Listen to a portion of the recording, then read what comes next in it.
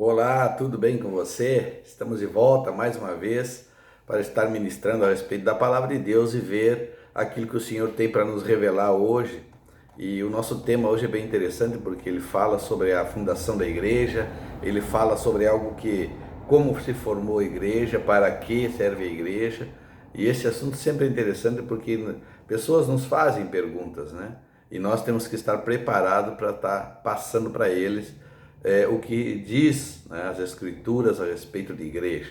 Eu quero convidar você então aí a prestar bem atenção naquilo que a palavra de Deus diz e fazer com que você conheça, né, à luz da palavra de Deus, a origem da igreja de Cristo e a natureza com que ela foi estruturada, da forma com que ela foi composta, né, desde o início, né, quando o Senhor ele então institui a sua igreja. Jesus verdadeiramente ele projetou, claro, né, a existência de uma sociedade, essa sociedade chamada igreja, e ela teria os seus seguidores, aqueles que estariam junto com Jesus, praticando aquilo que o Senhor Jesus lhe estaria ensinando, lhe disciplinando, né, trazendo instruções da parte do Senhor para que a sua igreja se torne o que ela é hoje, uma igreja forte, uma igreja preparada, né, fortalecida, e a cada dia que a gente também é disciplinado pela palavra, por aquilo que nos é anunciado do Evangelho, nós estamos então crescendo,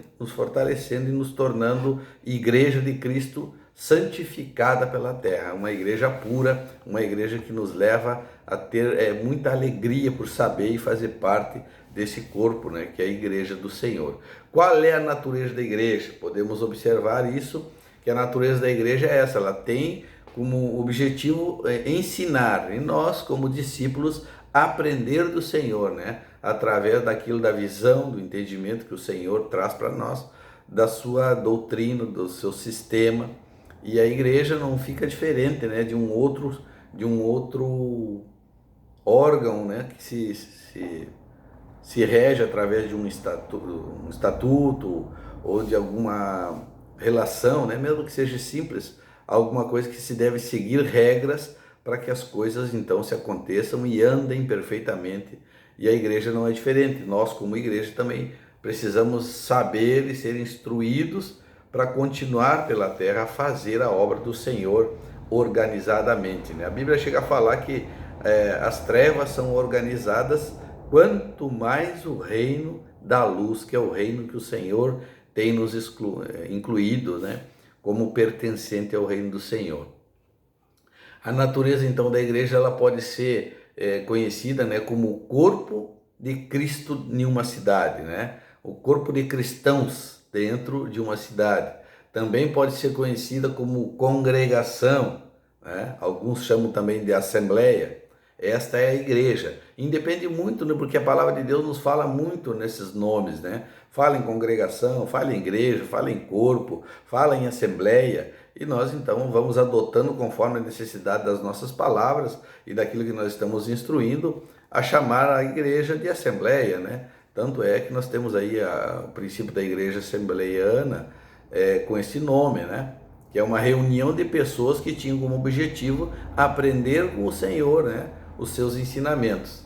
Então, também temos, podemos chamar a igreja de todo o corpo de crentes na terra.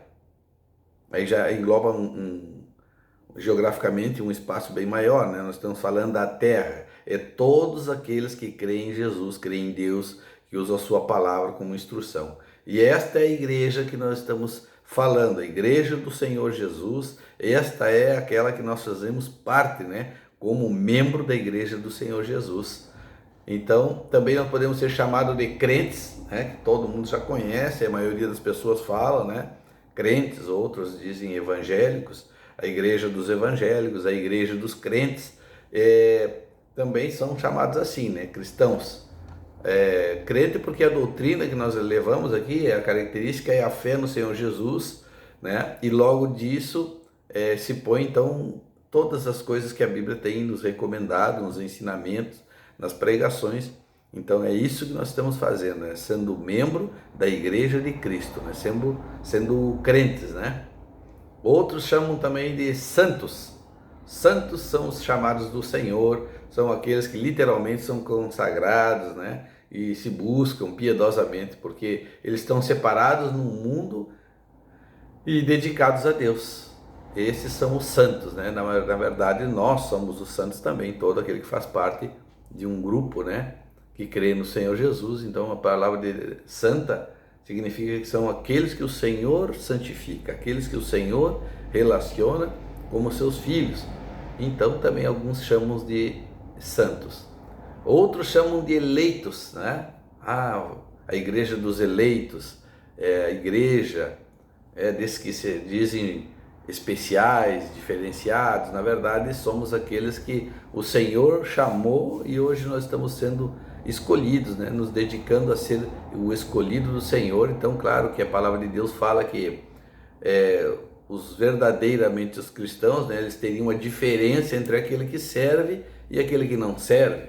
Então a gente vê claramente aí nas atitudes, nos pensamentos, nas palavras, e alguns através até das suas vestes, né, se destacam e logo eles se identificam como quem eles são, né? Se eles são crentes ou não são, estão na igreja ou não estão, seguem a Deus ou não, mas existe uma diferença em alguns, né?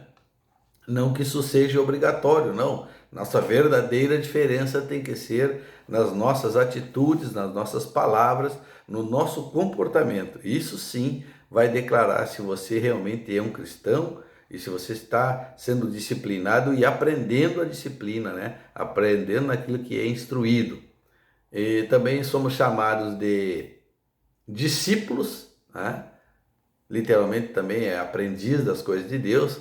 Estão sobre uma preparação espiritual. Nós estamos sendo discipulados para crescer espiritualmente, para estar preparado para algo grande, né? Algo poderoso, que é o que nós estamos todos os dias sendo convidados a participar e a praticar esta santidade, para que nós consiga chegar então diante do Senhor preparado, né? E também ter aquilo que falar, ter o que anunciar para outras pessoas, porque nós somos aqueles que anunciam a verdade, né?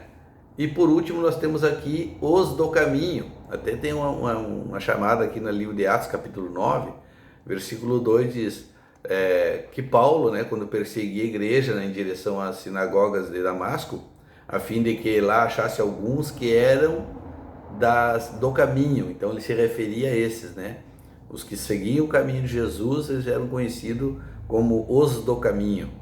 Então Paulo, nessa caminhada em qual teve um encontro com Jesus, ele, além de cair do cavalo, né, ele reconhece aí que nesse momento estavam indo para perseguir os cristãos, né, os chamados no caminho, né, os do caminho. É interessante isso, né? Então a gente vê aí vários nomes que são dados aos que seguem o Senhor Jesus, crentes, santos, eleitos, né?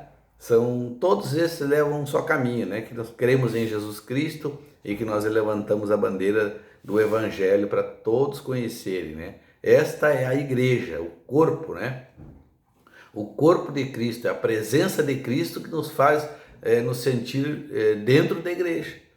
O poder de Deus, as palavras que são nos trazidas a nós, dos ensinos, que nos fazem ter consciência de que nós somos cristãos, somos crentes do Senhor Jesus. E isso não termina aqui, né? Ela continua, porque a nossa vida em Cristo continua a ter uma expressão no meio dos discípulos, né? Como uma evidência, como foi falado no livro de Atos, né? A história mesmo justifica isso aí, e a forma com que as pessoas, né, vai passando o tempo, alguns vão trazendo outros, né, nomes, vão trazendo aí pelo sentido popular, né, da palavra crente. Alguns são chamados de Bíblia, né? Você já ouviu falar nisso? Com certeza a igreja ela está em crescimento e renovação, né? Mas nós temos o princípio básico da igreja, que esse não muda.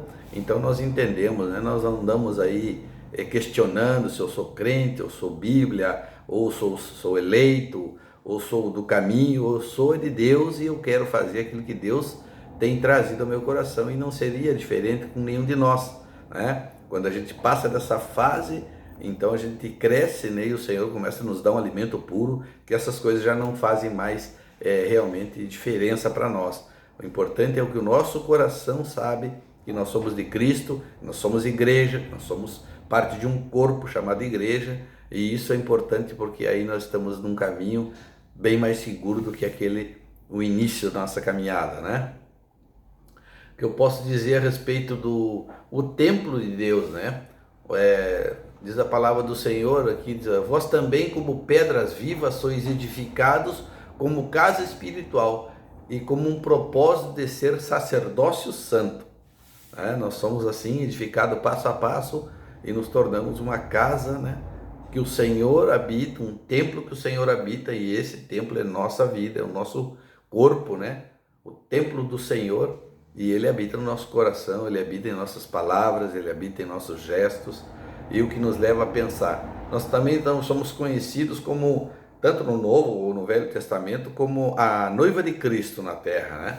Estamos nos preparando para receber o noivo. Ele descerá, recolherá a sua igreja, que é a noiva, né? E nós estaremos com o Senhor, então. Estes são das informações, né? Que a igreja é ilustrada na terra como a noiva de Cristo, ou também chamado o templo de Deus, né? Templo que o Espírito Santo habita. O Senhor diz, da mesma maneira, eu te digo que tu és Pedro. Quando ele fala no livro de Mateus, capítulo 16, versículo 18, fala para Pedro, eu te digo que tu és Pedro, e sobre ti, pedra, né? Essa pedra, essa rocha, eu edificarei a minha igreja, e as portas do inferno não prevalecerão contra as portas da igreja. Isso no livro de Mateus, também está no livro de Atos, né? Quando essa igreja em Cristo, ela veio ter por exemplo, o marco da igreja foi no Pentecostes, né? Foi quando foram todos batizados ali, e ali então começou a igreja, quando o Senhor então fala para Pedro, é sobre ti, Pedro, que eu vou edificar a minha igreja, né? Infelizmente no caminho, né, alguns se perderam, a igreja primitiva foi se perdendo, foi agregando coisas, foi colocando novos livros, né, que nós conhecemos como não revelação do Espírito Santo, mas foi se distorcendo um pouco, permitindo a idolatria, permitindo fazer as coisas sem a devida disciplina, a instrução do Senhor, e deu no que deu. Está acontecendo muitas coisas tristes aí, infelizmente, né? O evangelho tem sido anunciado de uma forma, de um jeito, de um lugar do outro, e dizendo que tudo é evangelho, e tudo é evangelho. Na verdade não, a verdade é uma só, e é um caminho só para seguir, e o caminho é Jesus, amém? Independente do que aquilo que a gente pode estar ouvindo aí como popularidade das pessoas, né? Nós não somos popular, nós somos aqueles em que o nosso gesto, o nosso comportamento mostra de quem nós somos filhos, né? Como, por exemplo, a participação da ceia, a Bíblia diz que nós íamos mostrar a diferença, né? Eu preciso participar da ceia como um bom cristão.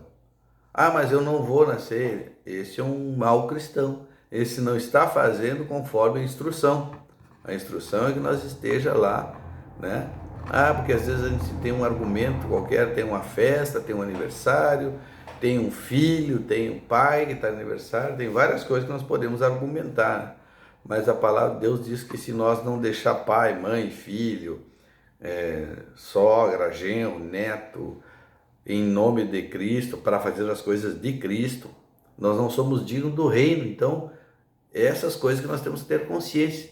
Se eu sou de Deus, nada pode me impedir de estar com o Senhor, né? Num encontro especial, por exemplo, como esse da ceia, um batismo, as coisas da igreja, né, que fazem parte do reino, são princípios básicos, nós não podemos deixar isso passar batido. Pelo contrário, isso nós temos que trazer em nosso coração uma certeza. Eu sou de Cristo, né? Eu sou do corpo, eu participo, eu sou parte, eu não sou meramente ilustrativo, eu sou parte do corpo de Cristo. E aí às vezes chega um visitante, uma visita, um familiar, um parente, você já não vai na ceia. Mas eu digo para você, esta é a melhor oportunidade, uma das melhores oportunidades que nós temos de ganhar esse familiar, este amigo para Jesus. Você vai dizer, não, me desculpa, eu não posso estar com você nesse horário, porque eu tenho um compromisso na igreja e hoje é a ceia do Senhor. A pessoa, se não está instruída, ela vai perguntar, o que é a ceia? O que é essa festa que você vai? Se é festa, meu irmão, essa pessoa já fica querendo ir. Ah, é uma festa, realmente, a ceia do Senhor é uma festa. Você pode estar então já dizendo, não, vamos junto nessa festa, tu vai ver. A pessoa vai com o objetivo de chegar lá e comer e beber, mas ela vai chegar lá e comer e beber um alimento espiritual. E aí você vai acabar ganhando essa pessoa para Jesus, porque o próprio pastor que vai ministrar a ceia, ele vai dizer, quem não participa da ceia, quem não come e quem não bebe com o Senhor, não tem parte com Ele. Essa pessoa, sim, com certeza, será tocada pelo Espírito Santo e ela se converterá aos caminhos do Senhor e será um parceiro seu para ir na igreja buscar o Senhor. Amém? Louvado seja Deus. Quero orar com você no nome de Jesus. Deus eterno e todo-poderoso, Pai, nós te agradecemos, Senhor, pelo chamado que o Senhor trouxe a nós, pela tua palavra, Senhor, por aquilo que nós aprendemos de ti, que é manso e humilde de coração. Que o teu Espírito Santo nos ajude, Pai, a praticar aquilo que nos foi ensinado e a discernir perfeitamente, Senhor, em que o que é igreja, corpo de Cristo e o que nós estamos fazendo lá, Senhor. Que seja para a glória do teu nome, Senhor. Eu oro e agradeço juntamente com os meus irmãos e te dou glória, Senhor, para louvor do teu santo nome. Assim declaro e creio no nome de Jesus. Amém. Graças a Deus. Amém, meu irmão. Até mais no nome de Jesus.